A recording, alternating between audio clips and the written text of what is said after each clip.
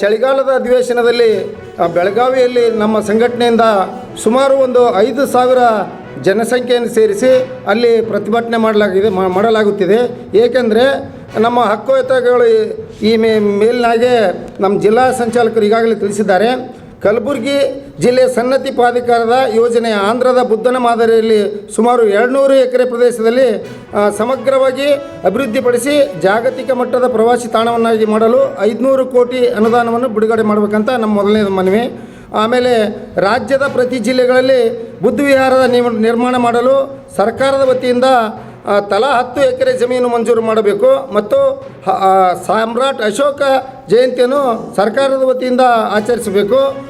ಪ್ರತಿನಿತ್ಯ ದಲಿತರ ಮೇಲೆ ದೌರ್ಜನ್ಯ, ದಬ್ಬಾಳಿಕೆ, ಅತ್ಯಾಚಾರ, ಕೊಲೆ, ಬಹಿಷ್ಕಾರದಂಥ ಕಾರಣಗಳು ನಡೆಯುತ್ತಿರುವುದರಿಂದ ಕೊಪ್ಪಳ ಜಿಲ್ಲೆಯಲ್ಲಿ ಅಸ್ಪೃಶ್ಯತೆ ಆಚರಣೆ, ಯಾದಗಿರಿ ಜಿಲ್ಲೆಯಲ್ಲಿ ಅಸ್ಪೃಶ್ಯತೆ ಆಚರಣೆ